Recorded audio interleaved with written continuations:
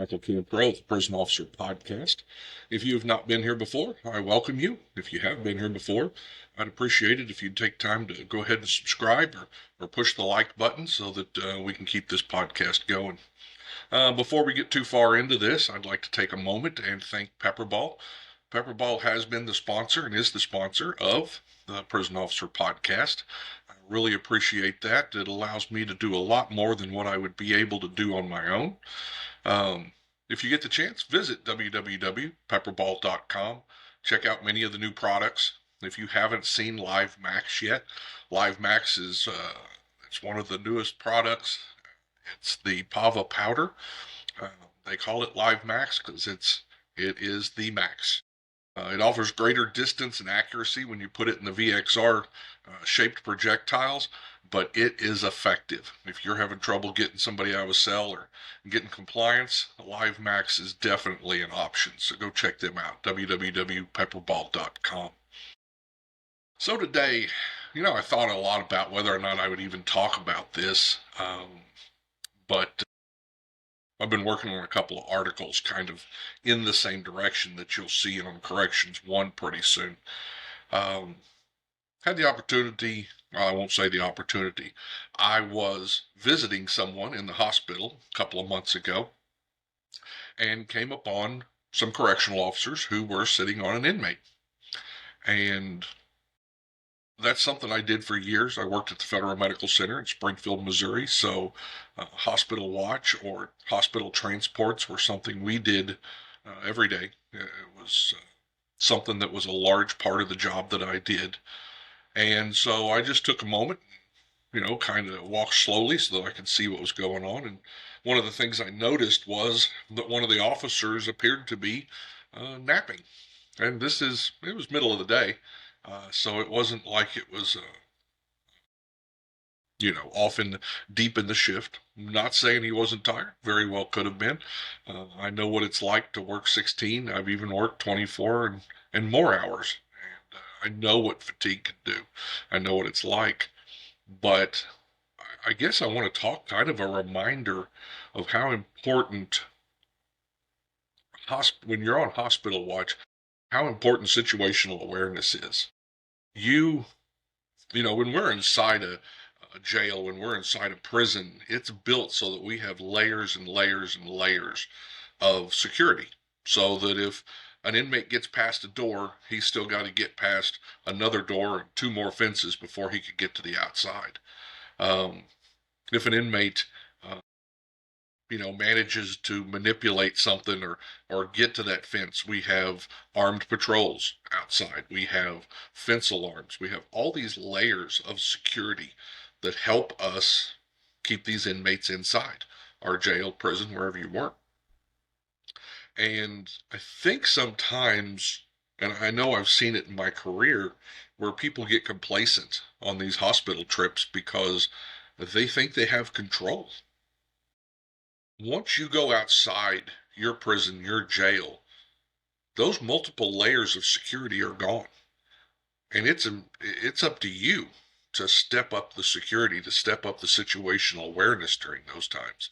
It's up to you to bring your best game because there's so much that can happen. We don't see it a lot, but over the years we've had outside assaults. We had one recently a couple of years ago in Idaho. The inmate had made contact with a former inmate, a fellow gang member, and he attacked the officers, shot two of them, and helped the inmate escape, which actually led to two more murders. So it's possible. Many years just before I started, there were some U.S. Marshals who were attacked. I think one of those was killed, and that was during a hospital escort. So these things do happen. But once you get outside that gate, that grill, that sally port, stop and think about how little redundancy you have in your security measures.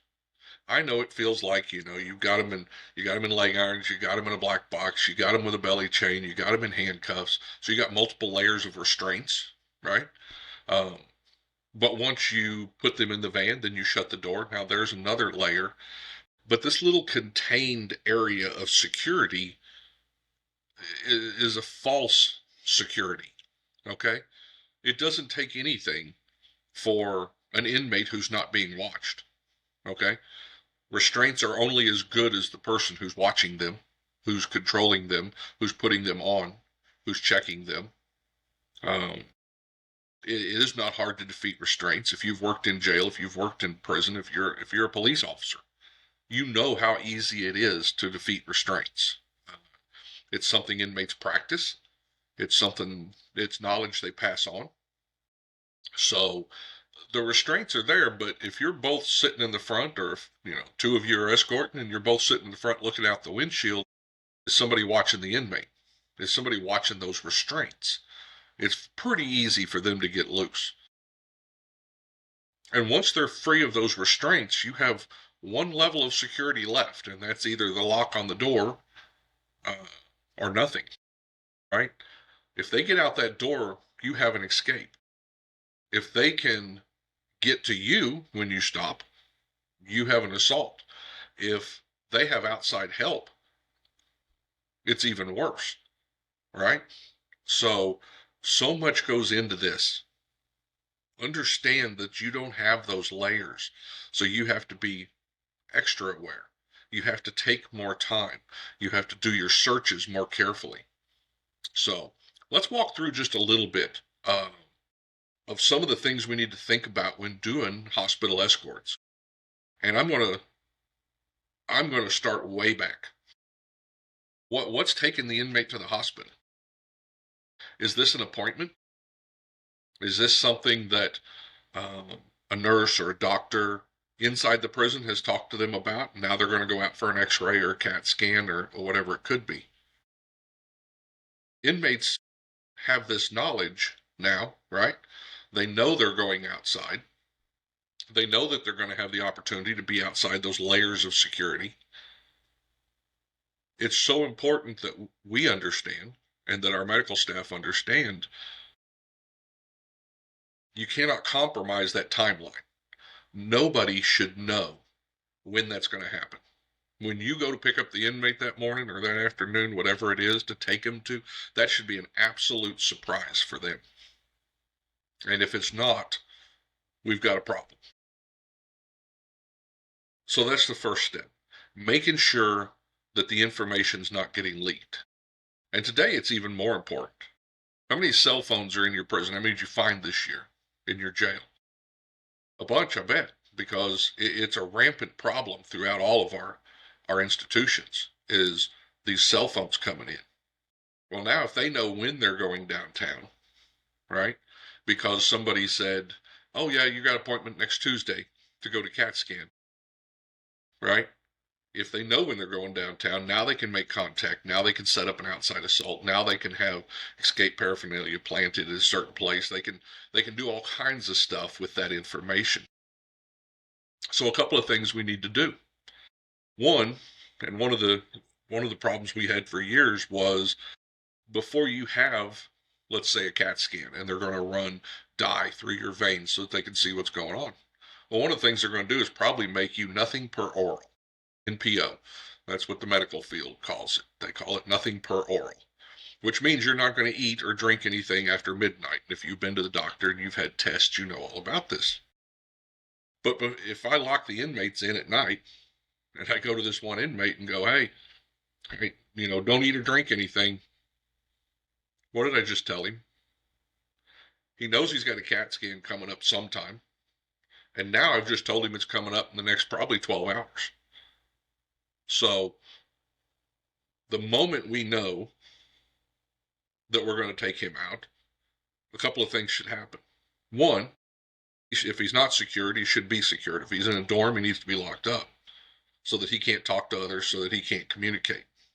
His mail needs to be limited, stopped, held for a day.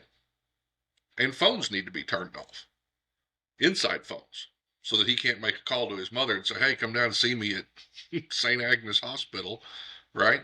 I'm going to be there between 12 and 1. If you're in the hallway, you'll probably get to see me. Has that happened? It absolutely has happened. I've had it happen to me. So That's where we start, right? We control the information. Number two, we need more information. If you're going to take somebody, and whether it's a court trip or a hospital trip, whatever it is, if you're going to take them outside the fence, outside the wall, you need to know everything about that inmate. You need to have went through his record. You need to take a look at his security status. You need to look at recent incidents and figure out who this is, best that you can tell. That's going to help you when it comes time to make decisions, to understand his motivations, to be aware of possibly things that could happen while you're out there. So the second part of it is to get information for yourself. So what's up? Third, let's talk about third. Third, searches. If and people drop this a lot. Well, we're going out. They're not bringing anything into the jail. They're not bringing anything into the prison. But what are they taking out? Okay, so we need thorough searches, and it starts with the inmate. That inmate needs to have a visual search. Uh, all of his clothing needs to be taken from him, shoes and everything. You should have, and if you don't, it's something to talk to the administration about. You should have transport clothing that you know what what's in it, what's been altered about it. The inmates never had access to it, so we need that transport clothing. He should be changed into that transport clothing, including shoes. And you can buy those cheap shower shoes. You can buy whatever. If it's winter, make sure they got socks on. I mean, common sense, right? But we want to make sure that they don't have any of their own clothing. We also want to make sure that we've done a good visual check. And a good visual check involves a flashlight, and it involves checking everywhere. Okay? So, after I've done that, now I want to search this vehicle, this mobile little prison, this mobile little jail that I'm going to put this inmate in to transport him from my jail or my prison to the hospital. I need to go through that van from one end to the other, or car, whatever it is, one end to the other. A couple of reasons. One, if he knew that he's going, another inmate, and I know your inmates never touch this stuff except when they go to the garage or when they go out in the public and they get their oil changed. Not everybody has access to a controlled environment only done by staff.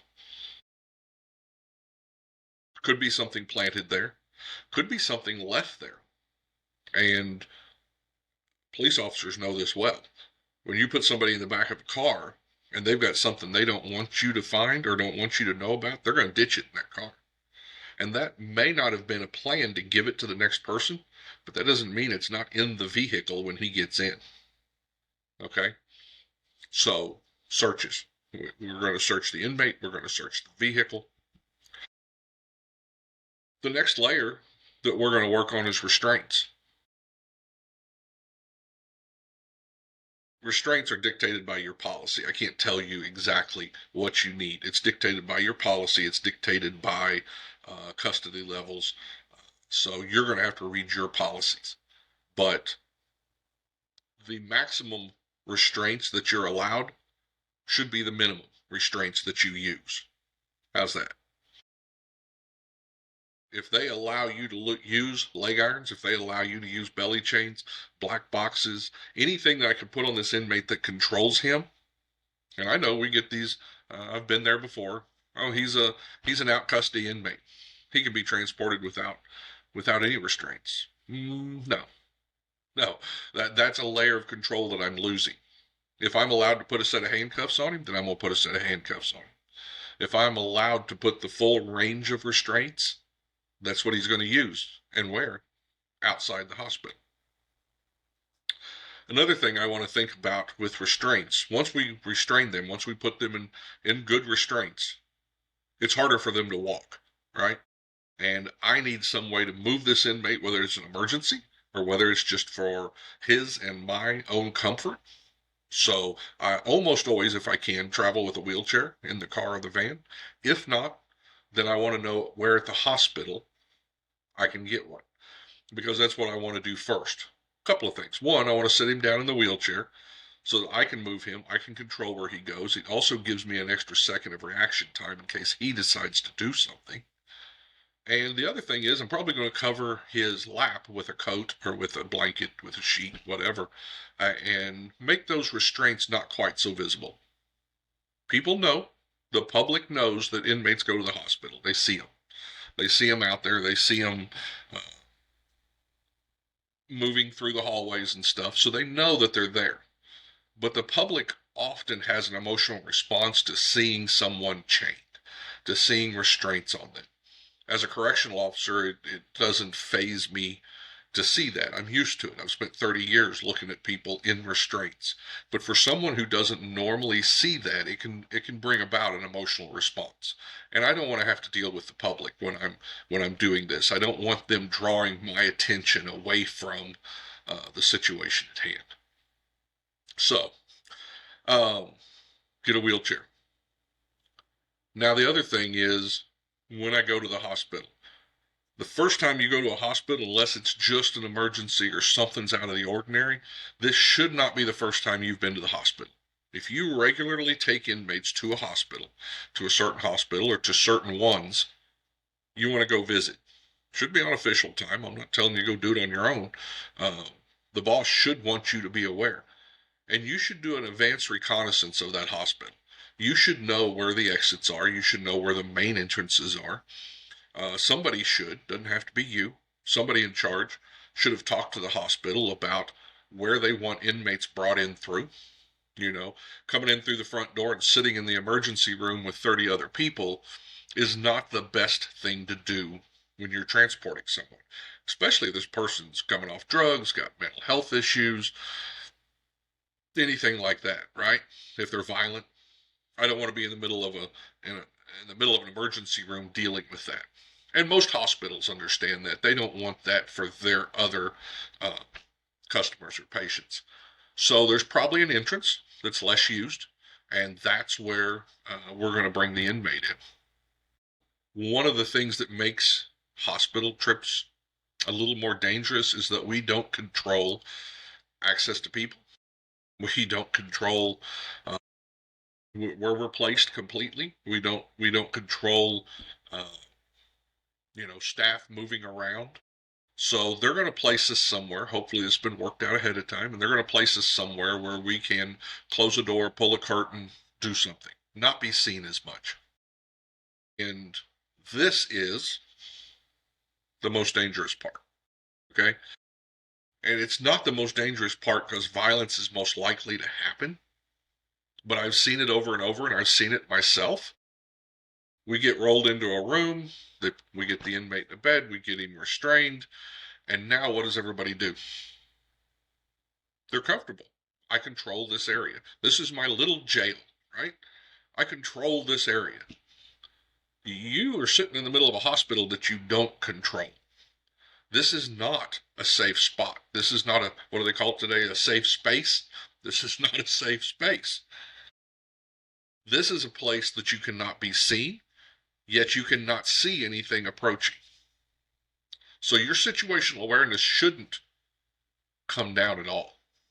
Matter of fact, it should be heightened. Once you've got that inmate restrained to the bed, always restrained to the bed, and maybe I should go through that a little bit, but once you've got that inmate restrained to the bed, it's time to figure out how you're going to keep this room secure, or this area secure.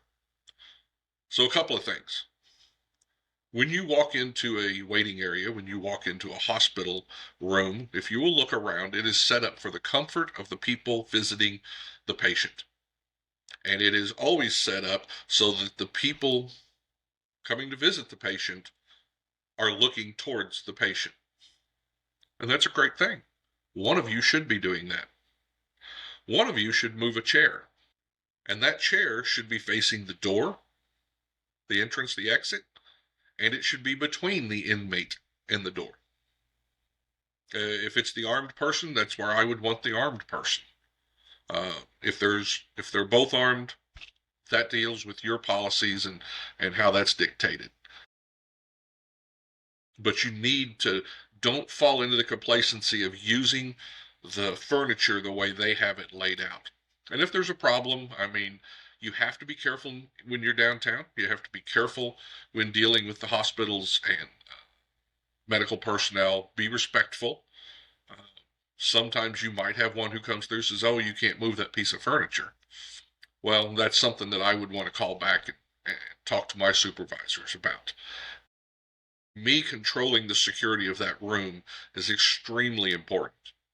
And I should be able to move the furniture as long as I'm not tearing stuff up, as long as I'm not making a problem for them.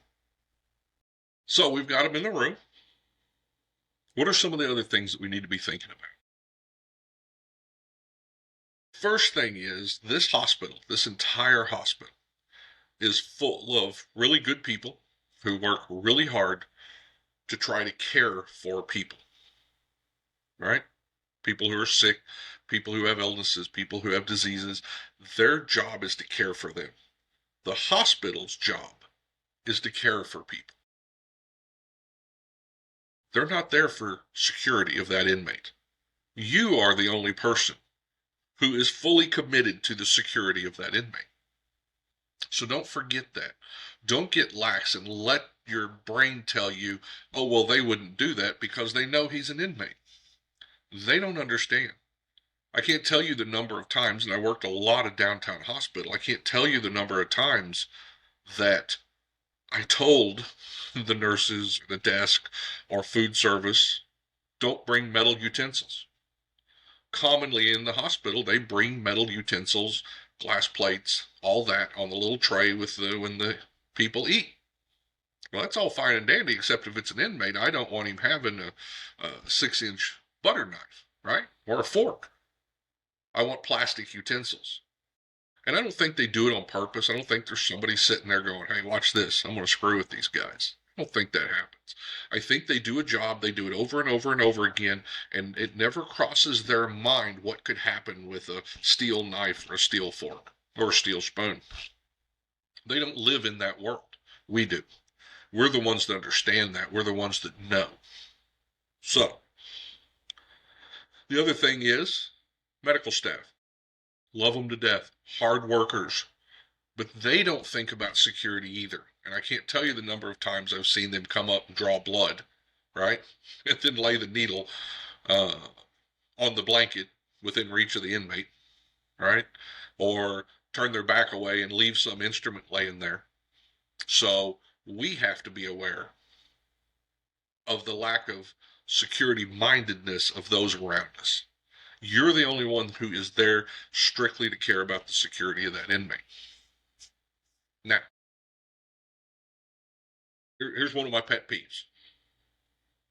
I see nurses walk in a room, or you pick, nurses, physical therapy, somebody that works at the hospital walks in the room. You got one or two officers sitting in a chair, and TV's on, and the nurse walks up to the bed, starts interacting with the inmate, and both officers remain in the chair. Your job is not only the security of that inmate, your job is the security of the people around that inmate, right? He's not in prison for being a super nice guy. There is the opportunity, there is the possibility of violence. So let me put it bluntly. Get out of your chair and provide security, which is what your job is. Provide security for that nurse, for that doctor, for whoever's entered that room. You should be standing there next to the inmate, ready to react if they do something. I'm not getting involved in what the doctor's saying. I'm not telling the nurse what to do, but I am ready to react. It's not going to take me 3 steps to get up out of my chair and get over there if something happens. I'm going to be there providing security, and they deserve that. Their job isn't to fight inmates. Their job isn't to be insulted.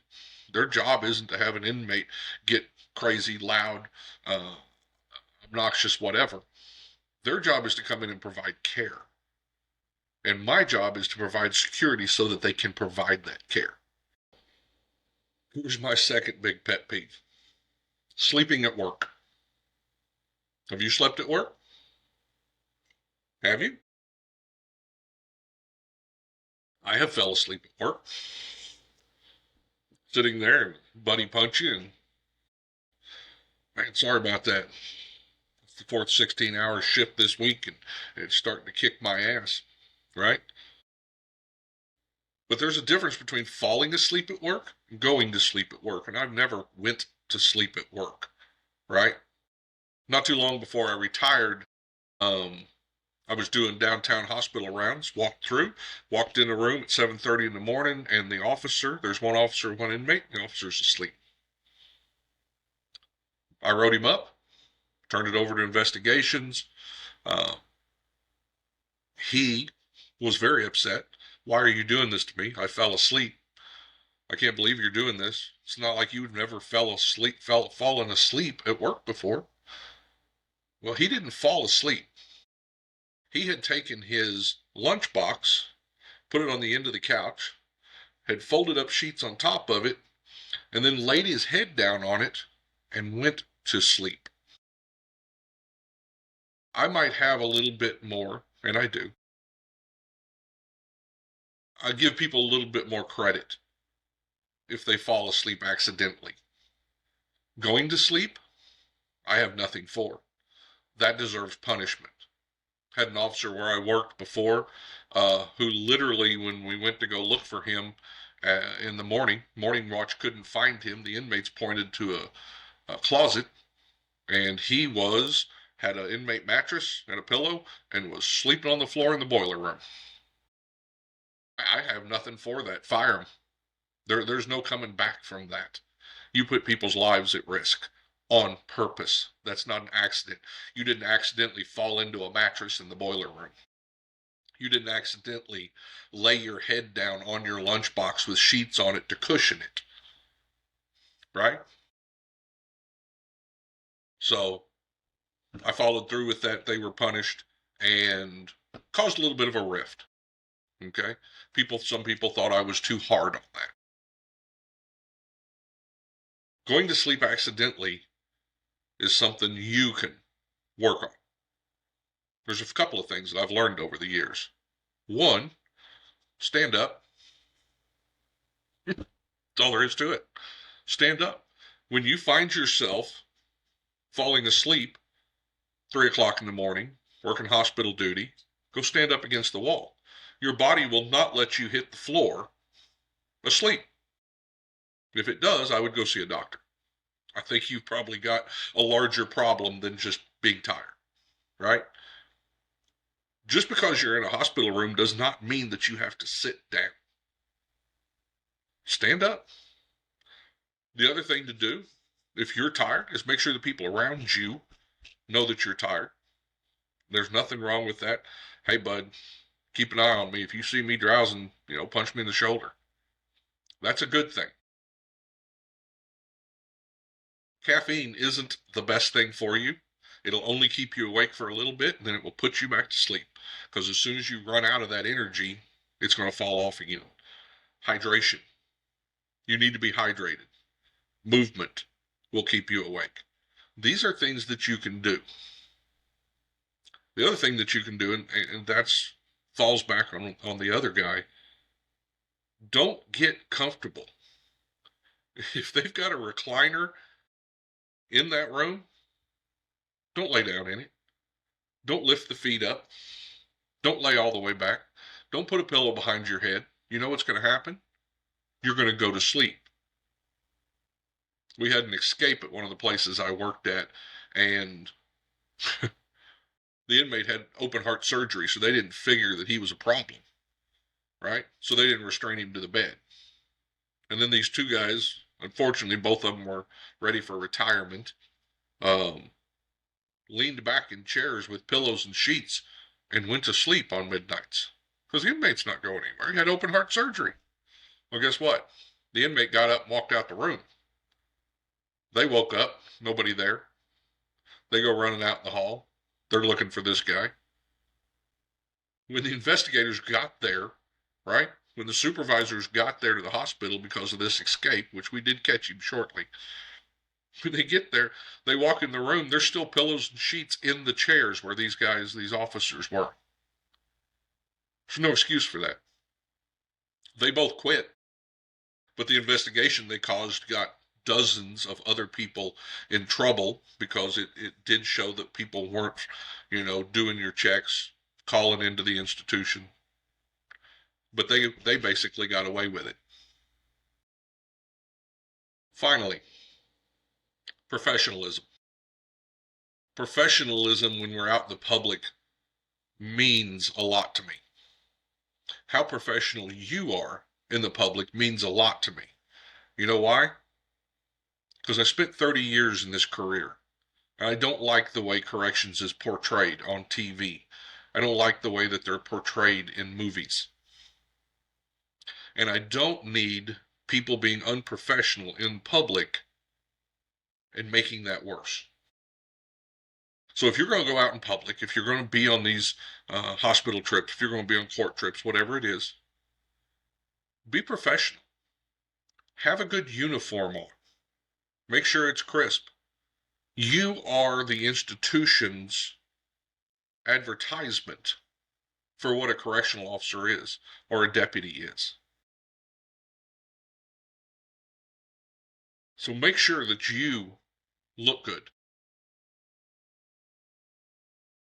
Make sure that you act good. These people downtown have a tough job like you do. Yes, I've had nurses and doctors that I've had to have confrontations with, but stop and think.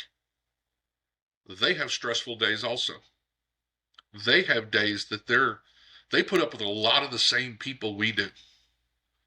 The people who are, a lot of the people who are hooked on drugs and alcohol and mental health that we deal with in our jails, if they're not at our jail when they're having problems, guess where they're at? The hospital. So these people have tough days too. Work with them. Do your best to be professional with them. It means a lot to them, and it means more to your profession. So, that's my soapbox for today.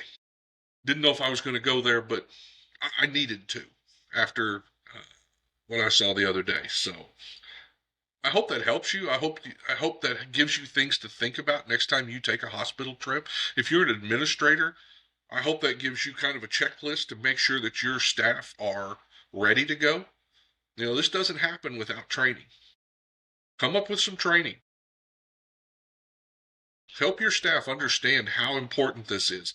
Help your staff understand the steps that they need to take to provide security outside of a secure area. It's not just trip. It's not just easy overtime, gravy overtime.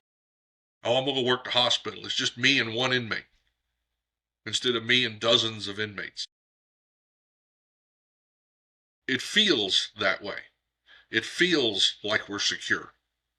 But if you open your eyes and you look around, you'll understand you're not. You're doing one of the most dangerous jobs in corrections because you're outside the fence, you're outside the wall. That's it for me today.